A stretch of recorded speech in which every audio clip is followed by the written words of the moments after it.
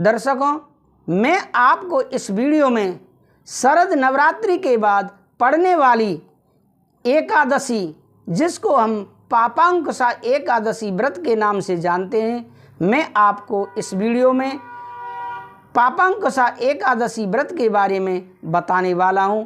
आप अंत तक वीडियो में बने रहें। अगर आपने अभी तक हमारे इस YouTube चैनल को सब्सक्राइब नहीं किया है तो अवश्य ही सब्सक्राइब कर लें, जिससे कि आपको इसी तरह की ज्ञानवर्धक वीडियो समय से पहले प्राप्त होती रहें। तो मैं आपको बताने वाला हूं कि पापांकुशा एकादशी आश्विन माह के शुक्ल पक्ष की एकादशी तिथि को मनाई जाती है।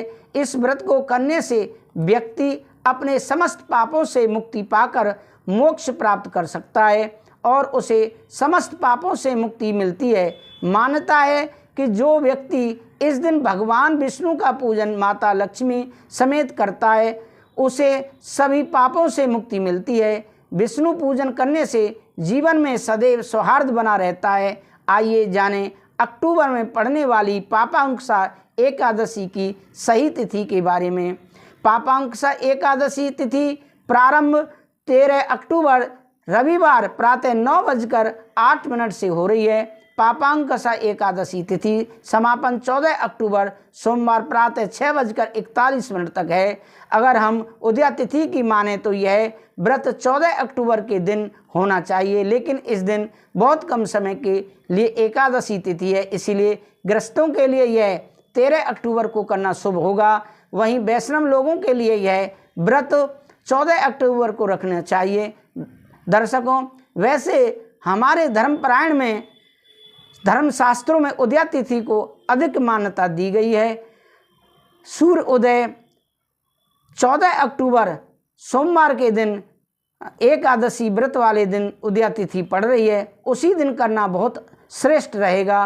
पापांकुशा एकादशी के दिन प्रातः जल्दी उठें और स्नान आदि से मुक्त होकर व्रत का संकल्प लें। इस दिन भगवान विष्णु के पद्मनाभ स्वरूप की विधिपूर्वक पूजा करना फलदायी होता है। पूजा के पहले भगवान विष्णु की मूर्ति किसी साफ चौकी पर स्थापित करें।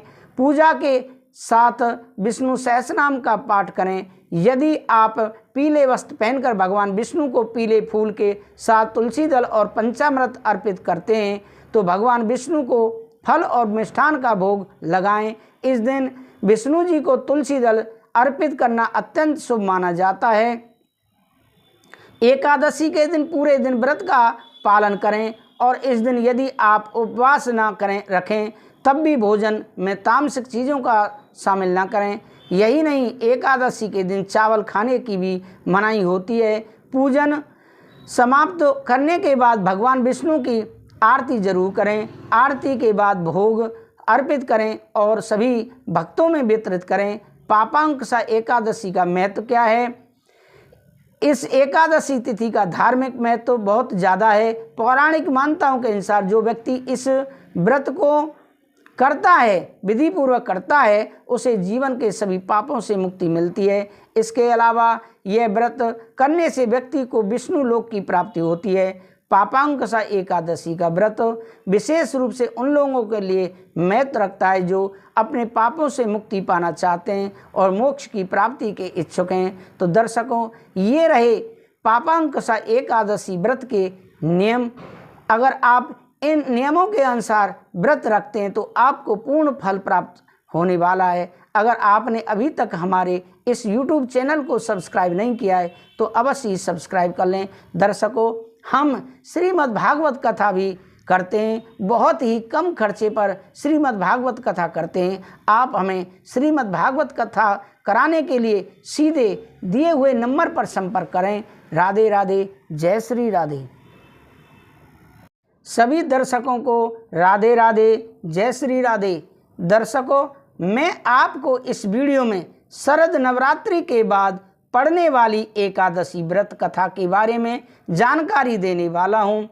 शरद नवरात्रि के बाद जो एकादशी पड़ती है, जो कि आश्विन शुक्ल पक्ष की एकादशी होती है, वह है 13 अक्टूबर 2024 रविवार को प्रातः 9:08 से प्रारंभ होकर 14 अक्टूबर 2024 वार सोमवार को 6:41 पर समाप्त हो रही है, लेकिन उदया तिथि में यह 14 अक्टूबर 2024 सोमवार को रहने वाली है।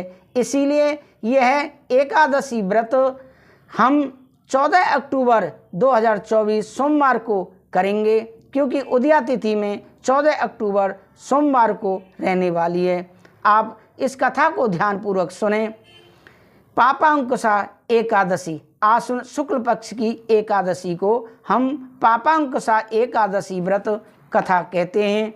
युधिष्ठिर ने पूछा, भगवान आश्विन मास की शुक्ल पक्ष की एकादशी का क्या नाम है तथा उस व्रत के करने से कौन कौन से फल मिलते हैं, वह सब विस्तार से कहिए। श्री कृष्ण भगवान बोले, राजन, आश्विन मास की शुक्ल पक्ष की एकादशी का नाम पापांकुशा एकादशी है। इसका व्रत करने से समस्त पाप नष्ट हो जाते हैं। इस एकादशी के दिन मनवांछित फल की प्राप्ति के लिए श्री विष्णु भगवान की पूजा करनी चाहिए। जो मनुष्य कठिन तपस्याओं के द्वारा फल प्राप्त करते हैं, वह फल इस एकादशी के दिन क्षीर सागर में शेषनाग पर शयन करने वाले श्री विष्णु भगवान को नमस्कार कर देने से मिल जाता है। जो मनुष्य शंख और चक्रधारी विष्णु भगवान की शरण में जाता है, उसे यम यात्रा नहीं मिलती है। जो पापी मनुष्य अनायास इस एकादशी का व्रत करते हैं, उन्हें यम के दुख नहीं मिलते हैं। जो विष्णु भक्त शिव की निंदा करता है अथवा जो शिव भक्त विष्णु भगवान की निंदा करता है, वह दोनों नरक को जाते हैं। 1000 अश्वमेघ यज्ञ और 100 राजसूय यज्ञ का फल इस एकादशी व्रत के फल से 16वें हिस्से के बराबर भी नहीं होता है। इस एकादशी व्रत से मनुष्य को स्वस्थ शरीर और सुंदर पत्नी तथा धन धान मिलता है। अंत में स्वर्ग की प्राप्ति होती है। जो मनुष्य इस एकादशी व्रत में रात्रि को जागरण करते हैं, उन्हें स्वर्ग मिलता है। जो मनुष्य इस एकादशी का व्रत करते हैं, उनके मातृ पक्ष के 10 पुरुष, पितृपक्ष के 10 पुरुष और पत्नी पक्ष के 10 पुरुष विष्णु का वेश धारण करके तथा सुंदर आभूषणों से युक्त होकर गरुड़ पर सवार होकर विष्णु लोक को जाते हैं।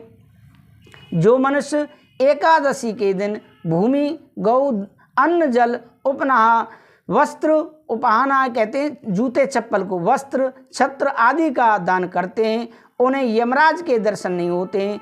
दरिद्री मनुष्यों को यथाशक्ति कुछ दान देकर कुछ पुण्य अवश्य ही पैदा करना चाहिए।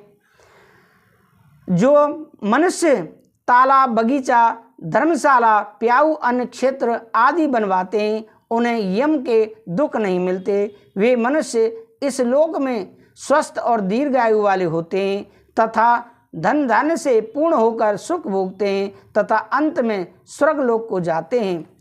राजन, इन सब का सारांश यह है कि जो मनुष्य धर्म का कार्य करते हैं, उन्हें सुख मिलता है और जो अधर्मी हैं, उन्हें दुर्गति भोगनी पड़ती है। दर्शकों, इस कथा का सार क्या है? व्यक्ति को चाहिए कि वह पापों से बचने का दृढ़ संकल्प करें, दृढ़ संकल्प करें। भगवान विष्णु का ध्यान स्मरण किसी भी रूप में सुखदायक और पापनाशक है, किंतु एकादशी के दिन भगवान का स्मरण कीर्तन सभी कलेशों व पापों का नाश कर देता है। तो दर्शकों, ये रही एकादशी व्रत की कथा का सारांश। आपको हमारी कथा कैसी लगी कमेंट करके अवश्य बताएं। मैं विदा लेता हूँ। राधे राधे, जय श्री राधे।